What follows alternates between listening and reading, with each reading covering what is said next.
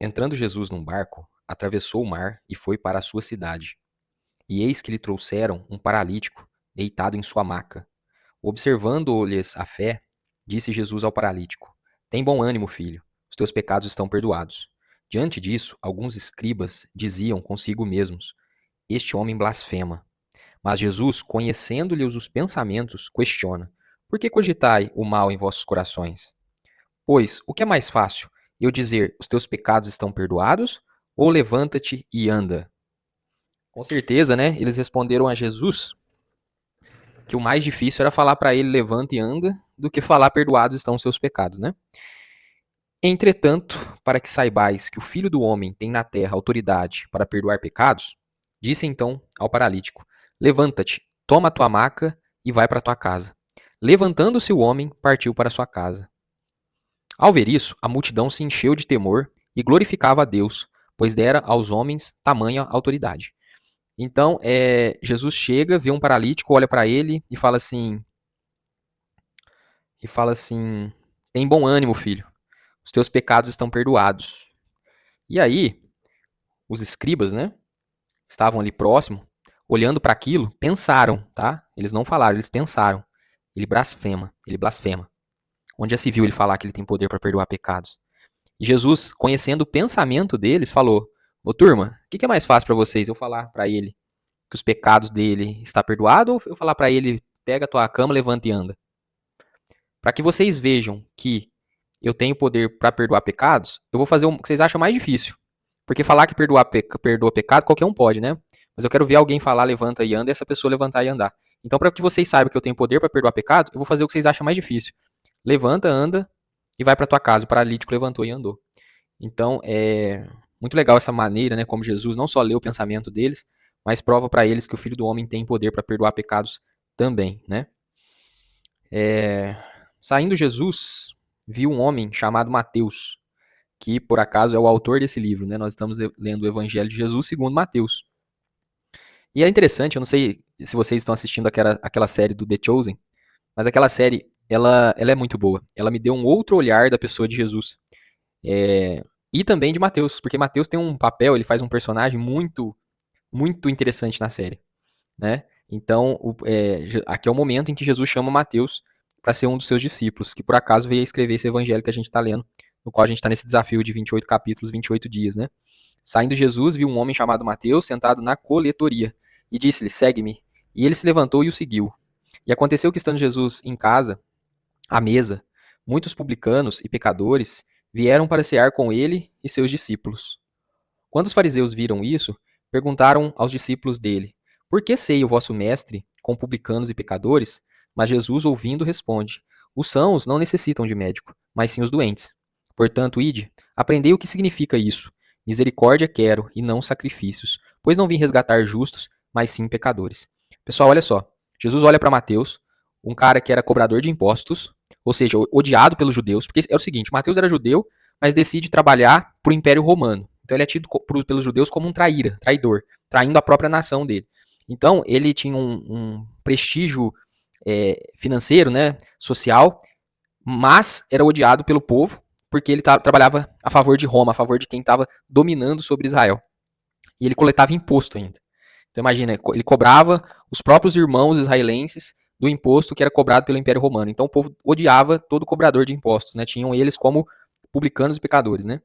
E Jesus chama exatamente um cobrador de impostos para ser o seu discípulo e fala para ele: segue-me. Imediatamente Mateus o seguiu, ó, né? Porque na época você ser chamado por um rabino, por um mestre, para ser seguidor dele era uma honra, né? Então Mateus largou tudo que ele tinha, a vida dele, para ser um seguidor de Jesus, para passar ali 2, 3 anos com Jesus, sendo mentorado, discipulado por ele, né? E aí fala que Jesus, estando na casa de Mateus à mesa, muitos publicanos e pecadores vieram para cear com ele e seus discípulos. E é legal quando você vê que é o próprio autor escrevendo, porque ele escreve assim, ó: e aconteceu que, estando Jesus em casa, ou seja, na minha casa. Porque quem lê aqui acha que Jesus estava na casa dele, na casa de Jesus. Não. Jesus mesmo fala, né? A raposa tem cova, os passarinhos têm ninho, mas o filho do homem não tem onde reclinar a cabeça. Então Jesus não tinha sua casa. Mateus sim. Então aqui, ó, o jeito que ele escreve, ó: e aconteceu que, estando Jesus em casa, à mesa, ou seja, na minha casa, né, à mesa, muitos publicanos e pecadores vieram para cear com ele. e seus discípulos. Quando os fariseus viram isso, perguntaram aos discípulos dele: por que ceia o vosso mestre com publicanos e pecadores? E Jesus, ouvindo isso, olha a resposta de Jesus: eu vim para os doentes, porque os doentes é que necessita de médico, e não os sãos, né? E ele ainda dá uma lição de casa para esses fariseus, né? Ide e aprendeu o que significa um enigma. Eu vou dar um enigma aqui para vocês e estudar. Estuda o seguinte: misericórdia quero e não sacrifícios. O que ele está falando aqui para os fariseus, né? Que Deus, né, Jesus, Deus, né, já está cansado de receber sacrifícios vãos. Eram pessoas, né, muito religiosas, seguiam ali a lei à risca, né, mas eram inconsequentes, pecadoras e achavam que quando você fazia um sacrifício estava tudo certo. Ah, vou pecar porque depois eu faço um sacrifício e está perdoado. Segundo a lei é só fazer isso. E eles não entendiam o que estava por trás, né? E aqui Jesus fala: misericórdia quero e não sacrifício. Ou seja, Jesus quer atitude, mudança de vida e não sacrifícios vazios, né? Então chegaram os discípulos de João e lhe perguntaram, os discípulos de João Batista, tá? Que assim como Jesus começa a formar os seus discípulos, João Batista tinha os seus discípulos. Por que jejuamos nós, né, discípulos de João Batista, e os fariseus, muitas vezes, e os teus discípulos não jejuam? Né? Os discípulos de João perguntaram para Jesus. Respondeu-lhe Jesus: é possível que os amigos do noivo fiquem de luto enquanto o noivo ainda está com eles? Dias virão quando o noivo lhe será tirado, então aí jejuarão. Jesus aqui ele faz uma analogia, porque antigamente os casamentos judaicos costumavam durar 7 dias. Né? E durante essa festa de 7 dias, os convidados eles eram desobrigados a jejuar. Então você tinha ali 1 ou 4 jejuns que eram obrigatórios, segundo a lei, para as pessoas fazerem. Porém, os fariseus eles queriam ser tão acima, eles queriam ser tão rigorosos, que eles jejuavam 2 vezes por semana. Então, o que Jesus fala é o seguinte: ele faz um paralelo como que o noivo é ele, é Cristo. E os seus discípulos são os convidados. E quando está ali na festa, né, do noivado, os convidados do noivo estão desobrigados a jejuar. Então ele faz esse paralelo, né? Ele fala assim que quando a festa acabar, quando o noivo se casar, ou seja, quando Jesus for embora, aí sim, né, esses discípulos, esses convidados, eles vão jejuar conforme todos os outros jejuam, né? Porque antes o jejum ele era muito associado a luto. Então ele fala como que os convidados do noivo podem estar em luto, jejuando, né? Sendo que é momento de festa. Estamos comemorando, né? Ninguém coloca remendo novo em roupa velha, porque o remendo ele força o tecido da roupa e o rasgo aumenta.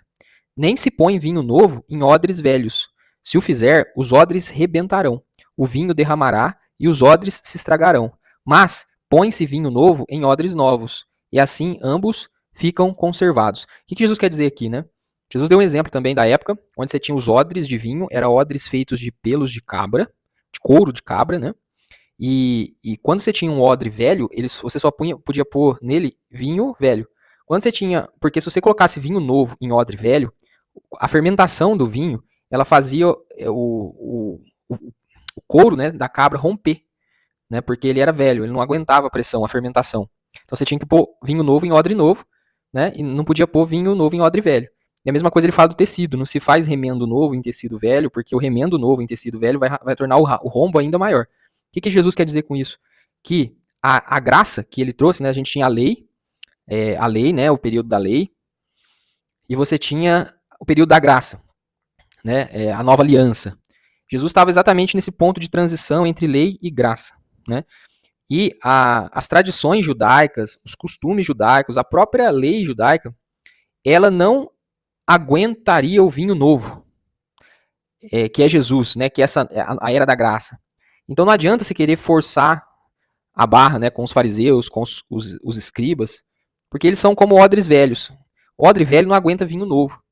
Então é muito mais fácil as pessoas, os publicanos, né, os pecadores, aceitarem esse vinho novo do que os antigos, né? Eles não suportavam essa nova aliança, esse tempo de graça, essa mudança no andamento das coisas, né? Não sei se eu consegui aqui explicar para vocês. Então vamos continuar a leitura.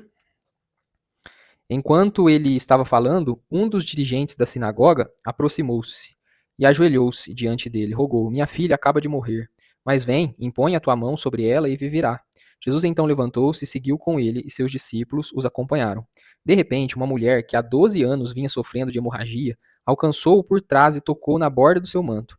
Pois dizia essa mulher consigo mesma, ela pensava com ela mesma, né? Se eu conseguir apenas lhe tocar as vestes, eu vou ser curada. Então Jesus voltou-se e assim que viu a mulher, lhe disse: Anime-se grandemente, filha, a tua fé te salvou. E desde aquele momento a mulher ficou sã.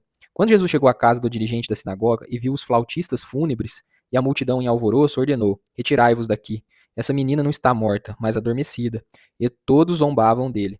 Assim que a multidão foi retirada, Jesus entrou, tomou a menina pela mão e ela se levantou. Então a notícia desse acontecimento espalhou-se por toda aquela região. Partindo Jesus dali, 2 homens cegos o seguiram, clamando: Filho de Davi, tem misericórdia de nós. Entretanto, entrando ele em casa, aproximaram-se os cegos. E Jesus lhes perguntou: Credes que eu seja capaz de fazer isso? E responderam-lhe: Sim, Senhor. Então lhes tocou os olhos, dizendo: Seja feito conforme a vossa fé.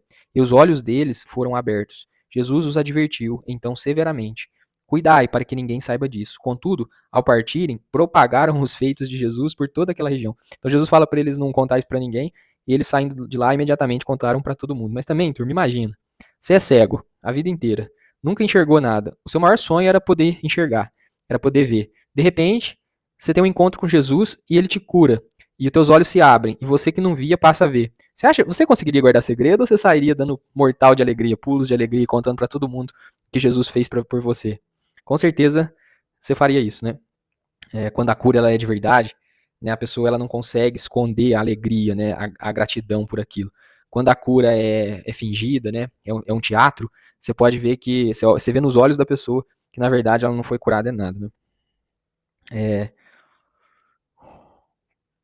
Contudo, após terem se retirado, algumas pessoas trouxeram a Jesus um homem, mudo e possuído por um demônio. Assim que o demônio foi expulso, o mudo passou a falar, e as multidões admiradas exclamavam: Jamais se viu algo assim em Israel. Por outro lado, os fariseus maldiziam: Ele expulsa os demônios pelo príncipe dos demônios. Nossa, gente, ô raça, né? Ô raça! Como Mateus nos dá uma lição sobre o orgulho, a soberba, a arrogância, a prepotência, né? Versus a humildade. Acho que o cerne de Mateus para mim está sendo isso, essa questão, né? Aqui, pessoal, quando Jesus cura essa pessoa, liberta essa pessoa que estava possuída por um espírito, né? Que fazia com que essa pessoa ficasse muda, não significa que toda mudez seja espírito maligno, né, tá? Nesse caso aqui nesse caso específico, tá? Surdez, a maioria é surdez, né? Os surdos, consequentemente, eles não falam, mas não é porque eles são mudos, é porque eles não ouvem. Então, se eles não ouvem, eles não falam, mas eles não são mudos. Nesse caso aqui era mudo, tinha mudez, né? E quem causava essa mudez nele era o espírito maligno que estava sobre ele. Então, esse caso é específico, né? Casos de mudez, surdez, qualquer coisa do tipo, são casos de saúde, né? São casos fisiológicos. Aqui a Bíblia dá um exemplo muito específico. E Jesus ia passando. Voltando, né? Por outro lado, os fariseus maldiziam: Ele expulsa os demônios pelo príncipe dos demônios. Olha só. Falava assim que Jesus ele só conseguia expulsar demônios porque ele estava associado ou ele era o príncipe dos próprios demônios. Olha o que o Criador, né? Olha o que o Deus encarnado teve que passar nessa terra. Além de se esvaziar, além de habitar entre nós, além de estar sujeito a todas as questões que um ser humano comum está sujeito, ele ainda tinha que aguentar esse tipo de gente aqui, como os fariseus, olhar para ele e falar que ele era ou estava associado a um príncipe de demônios, por isso que ele conseguia expulsar os demônios das pessoas. Olha o que Jesus teve que ouvir nessa terra, né? Se a gente sabe que um reino, quando ele é dividido, ele não subsiste, né? A Bíblia fala que até mesmo o reino, o império das trevas, ele é organizado. Você não vai ver conflito entre eles no sentido hierárquico, né? Então ele falou assim, Jesus fala, não tem lógica o que vocês falam, né? Como que até o diabo sabe que um reino dividido ele não subsiste. Como que vocês falam que eu expulso os demônios pelo príncipe dos demônios? Isso não tem nem lógica, né? E Jesus ia passando por todas as cidades e povoados, ensinando nas sinagogas, pregando as boas novas do reino e curando todas as enfermidades e doenças. Ao ver as multidões, Jesus sentiu grande compaixão pelas pessoas, pois que estavam aflitas e desamparadas, como ovelhas que não têm pastor. Então falou aos seus discípulos: De fato, a colheita é abundante, mas os trabalhadores são poucos. Por isso, orai ao Senhor, a Deus da seara, e pedi que ele mande mais trabalhadores para a sua colheita. Então Jesus vê aquela multidão seguindo ele, e ele olha para a multidão e sente compaixão, né, pelas pessoas e fala: Nossa, de fato, a colheita ela é muito grande, a obra ela é muito grande, né? Tem muito trabalho a ser feito, mas existe poucos ceifeiros, né, poucos trabalhadores. E aí ele olha para os discípulos e fala assim: Ora para Deus, pede ao Pai para que mande mais trabalhadores, mande mais ceifeiros, porque a obra, a seara, ela é muito grande. Beleza, pessoal? Esse foi o capítulo 9 de Mateus, tá? Capítulo 9 de Mateus. Amanhã nós vamos estar lendo o capítulo 10. O capítulo 10 é Jesus enviando seus apóstolos em missão, ó. Muito interessante aqui o capítulo 10, que a gente vai ler amanhã. Espero que vocês tenham gostado do capítulo de hoje. Um grande abraço e até o nosso próximo vídeo. Tchau, tchau.